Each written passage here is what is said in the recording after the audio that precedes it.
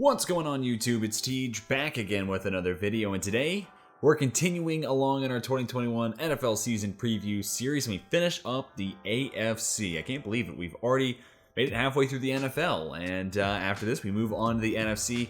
I apologize, it's been a little bit longer in between videos and the schedule's been a little off. I have been moving again, so now I'm settled in and things should hit a more regular schedule as we get closer to the NFL season, which I'm super excited about. But hopefully you all enjoyed today's video. If you do, please hit that like button. It would help me out a ton. And if you're new to the channel and want more sports content like this, please consider subscribing. And give me your Steelers takes down in the comment section. You know, I don't have one as an X factor because they get talked about a lot, but tell me what you think about Matt Canada. What kind of a season do you think Big Ben has this year? I'd love to have your thoughts about Pittsburgh down in the comment section.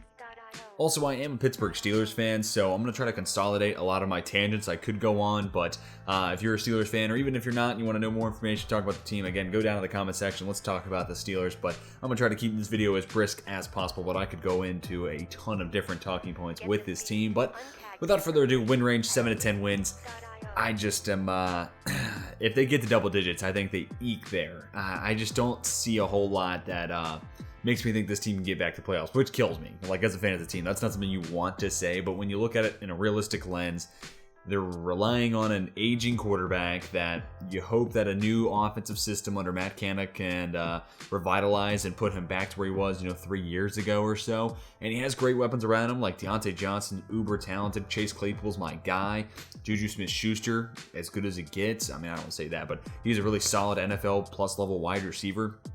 And, Eric Ebron, when he's catching the football, is good. Pat Freiermuth, we'll see. That's probably more of a long-term thing. They add a running back in Najee Harris, that's a big upgrade compared to the guys we had last year. So things are better, but as much as I think Ben is getting more flack than he rightfully deserves, he's not MVP conversation type of guy anymore. So, I think it's just illogical thinking this team could roll out and win, 12, 13, maybe even 11 wins. Feels like it's, above reasonable expectations for this team. But I could be wrong because, the defense is still solid, right? So when I did my way too early 2021 NFL season predictions, which I will redo once we finish this preview series, had them at 9 wins.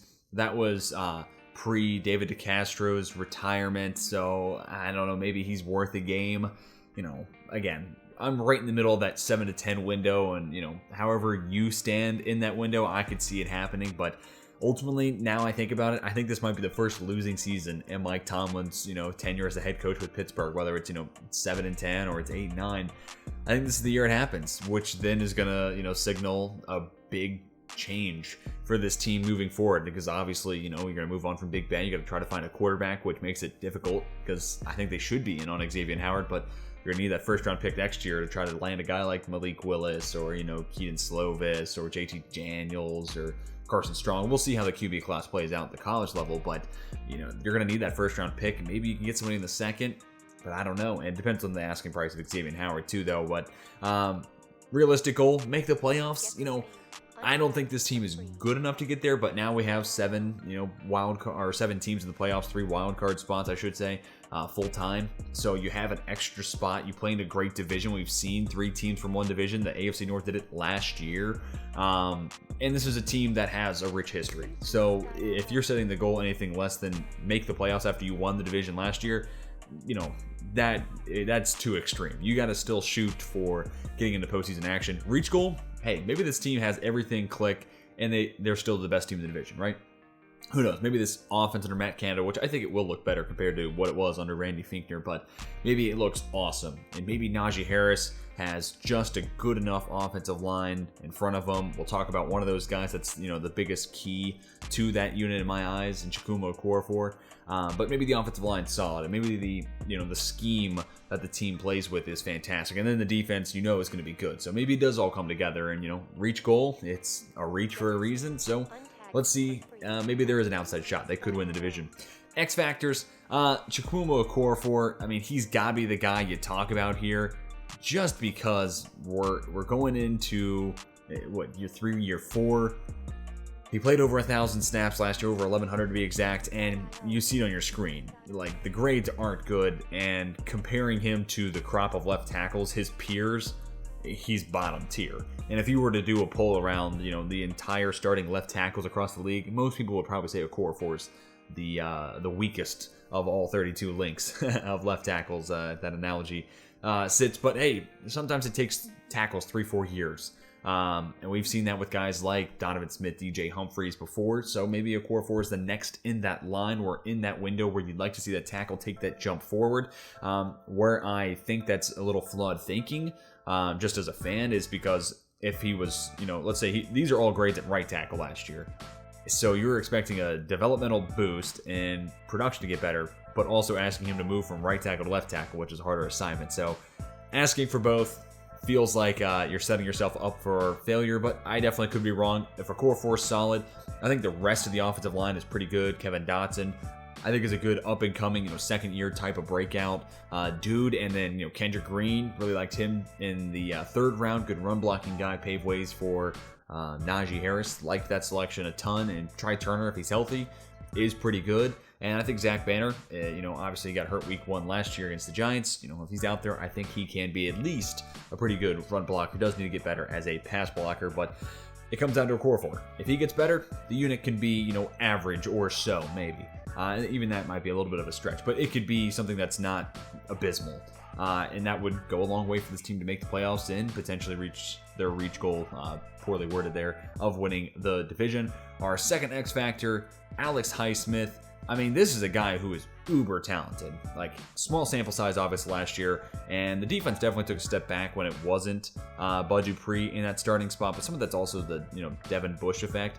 But we saw the flashes there for Highsmith, specifically as a pass rusher. You like to see him get a little bit better against the run. But with TJ Watt opposite against you, you only need to be but so good. And also bringing in someone like Melvin Ingram, who can be a good rotational guy. You can keep Highsmith fresh. That's something this team didn't have after Dupree went down, is they didn't have that rotation. Watt's playing almost every snap. Highsmith was playing a ton over the last 5 games of the year, last 6 games. Now they have a nice rotation they can work in, and that hopefully can keep Alex Highsmith fresh and boost up his production. But third round pick out of UNC Charlotte.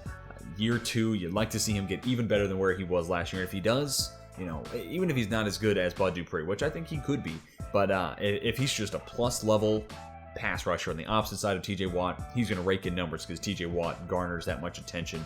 And then you also have, like I said, Melvin Ingram in the mix. So really think it's going to be a big year for Alex Highsmith. Where my confidence meter is a little low on Okorafor, it's pretty high for Highsmith, so I'm looking forward to seeing him play this year. And our third and final breakout, no PFF stats here for Antoine Brooks Jr., and that's because he just did not play a whole lot. But the Steelers released their depth chart earlier this week for training camp, and as of right now, Brooks Jr. slotted in as the nickel corner, which I think makes a lot of sense. Cam Sutton, I think, because of his size, a lot of people profile him as a nickel corner, but you look at where he played last year, a little over 200 snaps on the outside and 276 or something like that in the nickel. Maybe that's the other way around, but it's a pretty even split between perimeter corner and playing in the slot. So I think Sutton can do both. So if that's the case, Antoine Brooks Jr., big shoes in the nickel, trying to replace Mike Hilton, who might be the best slot corner in football. Him and like Bryce Callahan immediately come to mind. Chris Harris Jr. obviously as well, but it's those three. So Antoine Brooks Jr., though, does make sense. He was drafted as a strong safety out of Maryland, so he can play near the line of scrimmage. He could be that box safety. He can help in the run game, and on paper, in theory, obviously didn't get to see it a whole lot last year, you think he would be a quality blitzer, which is how Pittsburgh used Mike Hilton a ton to create pressure and turnovers and quality looks and scheme up pressure, really. So if Antoine Brooks Jr. can be just good, that helps minimize the effect of losing Mike Hilton. I think it'd be foolish to think Brooks Jr. is going to be as good as Mike Hilton right off the rip, but if he can be quality, that's a big boost, and it keeps this defense from, taking a nosedive down, right? If Highsmith, falls flat, and Antoine Brooks Jr.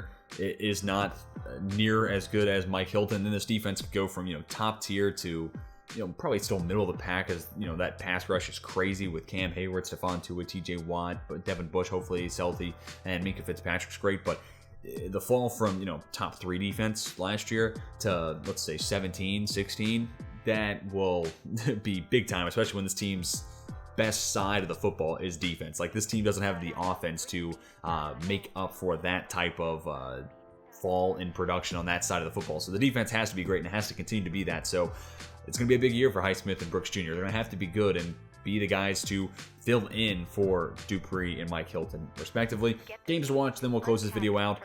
Really a tough schedule overall. Like, there's a game against Denver I almost put in here. There's a game at Green Bay. The reason I didn't do that one is just because they're probably not going to win in Lambeau. Week 5 against Seattle. That's, the 17th game of the schedule. I always like adding those in, but that's also the game 2 years ago where Ben got hurt. It's an interesting matchup. Two teams that I don't really think are the best in the division, but still have outside chances of making the playoffs, Seattle and Pittsburgh, that is. So that's kind of a fun matchup. Two teams in similar situations, just at least in that bubble. But I decided to go week 9 versus Chicago.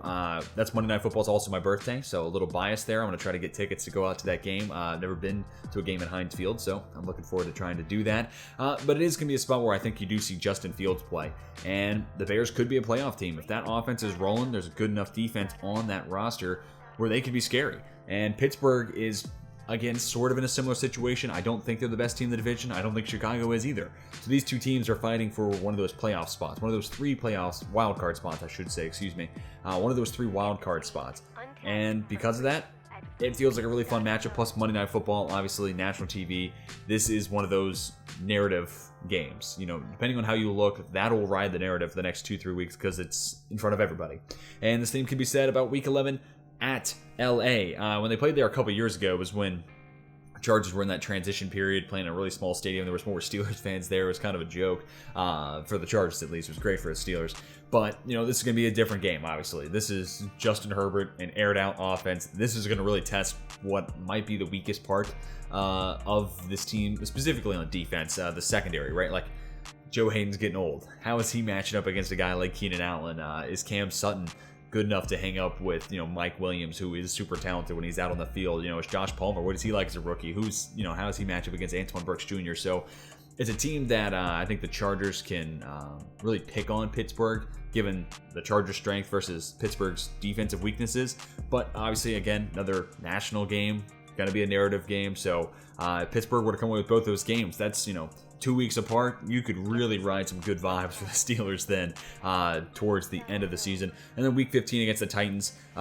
Pittsburgh got really lucky beating Tennessee early in the season last year, part of that 11-0 start to the year. Really came down to a missed field goal from Stephen Gostkowski. Otherwise, that's Tennessee's game to win. So obviously, big rematch here. And if Pittsburgh is going to make the playoffs, this feels like a game they're going to have. I think Tennessee wins that division, but especially now with the injury to Carson Wentz. But maybe crazy things happen, and the Titans or Steelers are fighting for a wild card spot that could, that's in the possible outcomes. So it becomes an important game there. But if Pittsburgh can't hang up with a team like Tennessee, then it really just signals even if Pittsburgh makes the playoffs, it's a one and done situation. They're going to make the wild card, and they're going to lose there. So it's what I call a barometer game to see how good this team really is, but also it's a barometer game in the fact of, where were you week 1? Where were you week 15? Have you gotten better? Have you gotten worse? Have you stayed the same? I always like adding those to my games to watch, but that is going to do it for my 2021 Pittsburgh Steelers season preview. Let me hear your thoughts on this team down in the comment section. Again, I'm a Steelers fan. Hopefully I didn't ramble too much, but let me hear your thoughts on Pittsburgh down in the comment section. I respond to very comments, so let's talk about the Steelers down below. Hopefully you all enjoyed today's video. If you did, please hit that like button. It would help me out a ton. And if you're new to the channel, want more sports content like this, please consider subscribing. Well, that'll do it for this one. Hope you all have a fantastic rest of your day. And until next time, my name is Tej, and I'm signing off.